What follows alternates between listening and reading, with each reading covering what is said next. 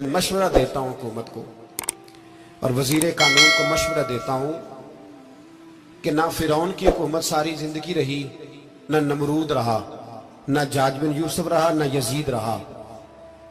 और यार दरबारी बन के हुक्मरानों की चापलूसी करते करते तुम यहां तक आ गए हो कि अब नबी पाक की इज्जत को हाथ डालना शुरू कर दिया है। और आप यकीन करें सियासी जमातों का इतना बुरा हाल है कि इनके लीडर के बारे में कोई बात करे तो पागल हो जाते हैं ये एहतजाज कर करके। और उसने डायरेक्ट कह दिया कि खत्म नबूवत का मसला ही कोई नहीं, जो दीन की बुनियाद है, किसी को परवाह नहीं। मुझे तो उन लोगों की फिक्र हो रही है जिन लोगों ने इन्हें वोट दिए हैं, वो अल्लाह को क्या जवाब देंगे। और ये अल्लाह माशाल्लाह सारी सियासी जमातें इस तरह की। और मेरा वजीर कानून साहब को भी मशवरा है कि जिंदगी बड़ी थोड़ी है, बड़ी थोड़ी। अल्लाह सबको माफ करता है, अपने रसूल के गद्दारों को माफ नहीं करता। और यहां तुम्हारी गाड़ियों पे झंडे लगे हुए हैं, वहां भी तुम्हारे झंडे लगेंगे, पर इसलिए लगेंगे कि ये गद्दार है नामूसे रिसालत के। ये झंडे लगेंगे। शर्म करो और डर जाओ, बस कर दो। तुम्हारे मुंह में अब दांत पूरे नहीं रहे। कोई शुगर का मरीज है तो कोई ब्लड प्रेशर का, तो कोई हार्ट का, तो कोई कैंसर का। शर्म करो और अपनी कब्र की भी थोड़ी सी फिक्र करो।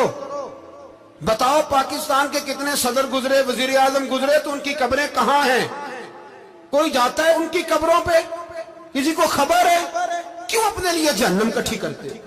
सारा कुछ दुनियादारी रह गई है, सारा कुछ सिर्फ यही रह गया। हजरत अबू बकर सरदार थे, हजरत उमर सरदार थे कबीले, हजरत उस्मान सरदार थे। उन्होंने सरदारियों को ठोकर मार के रसूलुल्लाह के कदमों में बैठना पसंद किया। सरदारियां छोड़ के गुलाम बन गए। तुम सरदारियां बचाने के लिए रसूलुल्लाह की गद्दारी करते हो, शर्म नहीं आती। और काम शिकवा है मुझे इन लोगों से जो मौलवी तो कह देते हैं तू सियासत नकार, और किसी सियासतदान को मना नहीं करते कि जब तुझे सूरत फातिहा भी नहीं आती तो तुझे किसने इजाजत दी है इतनी बड़ी बात। और मैंने पिछले से पिछले जुम्मे भी कहा था, फिर कहता हूं और ऑन दी रिकॉर्ड कहता हूं, मरज़ई कल भी काफिर थे, आज भी काफिर और कयामत तक। और जो उनके कुफर में शक करे वो भी, और पक्का बेईमान है, काफिर है। वो वजीर कानून हो या सूबाई हो या विफाकी हो, मन शक्का फी कुफर ही फकत कफर। जो मरज़ई के कुफर में शक करे वो भी काफिर है। हमारे रसूल आखिरी रसूल है। हम किसी को ये इजाजत नहीं देंगे कि वो खत्म नबूवत में रखड़ा डालने की कोशिश करे। हम किसी को ये इजाजत है। और तुमने कौम को लूटा, लूटते रहो, अब ईमान पे डाके तो ना डालो। तुम्हें दौलत लूट के पेट नहीं भरा, अब ईमान लूटना शुरू कर लिया।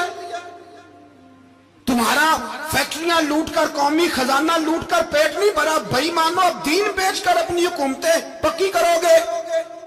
और वो लोग भी तैयार हो जाएं जो इन बेईमानों को मुंतखब करते हैं, उनसे भी सवाल करेगा खत्म नबूवत का मौजू कयामत के दिन कि तुम बताओ। इनको सपोर्ट करते थे जो रसूलुल्लाह सल्लल्लाहु अलैहि वसल्लम के बाद भी किसी नबी को नबी मानना दुरुस्त जानते थे। शर्म आनी चाहिए, ख्याल होना चाहिए। और मैंने कहा कि हमारा दिल नहीं चाहता, आप यकीन करें। हमें शौक है जुलूस निकालने का, तुम्हारे खिलाफ बातें करने का। तुमने रोज थर्मामीटर निकाला होता है, चेक करते हो कि ईमान कितना है कितना नहीं है।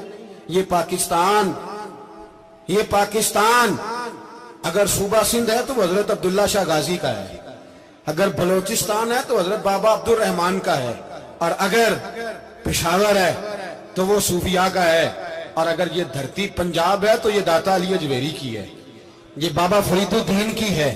इसमें किसी गद्दार को कब्जा करने की इजाजत बिल्कुल नहीं मिलेगी। और हम वो लोग भी नहीं जो चुप करके अंदर सोते रहे, कौम जो करती है करती रहे, हमें परवाह नहीं। ना, ऐसी कोई बात नहीं। कोई बंदा ना समझे कि इन्हें होश नहीं, इन्हें पता नहीं, हमें सारा कुछ ही आता है। फिर अगर कल को कोई मुमताज कादरी पैदा हो गया तो शिकवा ना करना।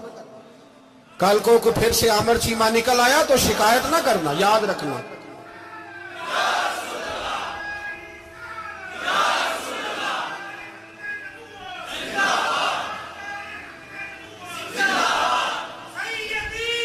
तो मेरे भाई खोल के बोलो, या नबी रसूल के बोलो। صلی اللہ۔ تو یہ مشورہ ہے،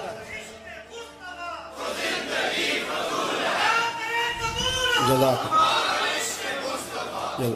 تو یہ تمہیں مشورہ ہے،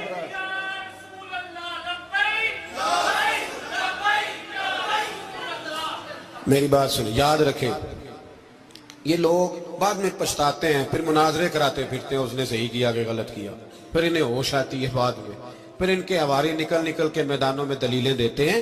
اس لیے ہمارا مشورہ ہے انہیں کہ یہ اپنی حد میں رہیں، اور جو کام تمہارے ذمہ، میں نے کہا نا تم نے بڑا لوٹا، یہ قوم روز تمہیں موقع دیتی ہے لوٹنے کا، یہ موقع دیتی ہے، تو تم نے دولت لوٹ کے پیٹ نہیں بھرے، اب ایمان لوٹنے کے چکر میں آ گئے ہو۔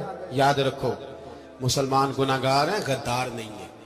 تمہیں دولت لوٹنے کا تو شاید موقع مل گیا ہے، پر ایمان لوٹنے کا موقع نہیں ملے گا، تو اس لیے اس کو لگام دو۔ اور ویسے بھی کتا جو پالتو ہوتا ہے نا، اس کو گھر کے اندر سنگلی سے باندھ کے رکھنا چاہیے۔ یہ تمہارے بوٹ چاٹتے ہیں، بھونکتے ہیں تمہارے حق میں، وزارتیں لیتے ہیں، ہم نے تو کوئی وزارت نہیں لی تم سے، اور نہ ہمیں شوق ہے، اس لیے کہ ممبری کیا کرنی ہے جس کو ممبر رسول عطا کر دیا جائے، اس نے کیا کرنی ہے یہ ممبریاں، اس کو پکا ممبر رسول دے دیا جائے، تو اس لیے اس سے باہر آؤ۔ میں نے کہا بڑے بڑے نمرود، فرعون، قارون دفن ہے، تمہارا بھی نام تک نہیں ہوگا، بالکل نام نہیں ہوگا۔ اس لیے ہمارا مشورہ، اور آپ لوگ بھی آئیں نا یہ اگلے سال، تو ان کو کھڑا کر کے پوچھ لینا، اسلامی جمہوریہ پاکستان کا تم نے MPM نے بننا ہے، پہلا کلمہ ہی صحیح سنا دو، چلو خدا کا واسطہ یہی بتا دو کہ تمہیں نماز بھی ڈھب سے آتی ہے کہ نہیں، اور آپ کی موج ہے، آپ بٹھا لیتے ہیں سر پہ، کیا کرے، سمجھانے والے مفت گناہگار ہو گئے اور بہکانے والے سب تمہارے یار ہو گئے۔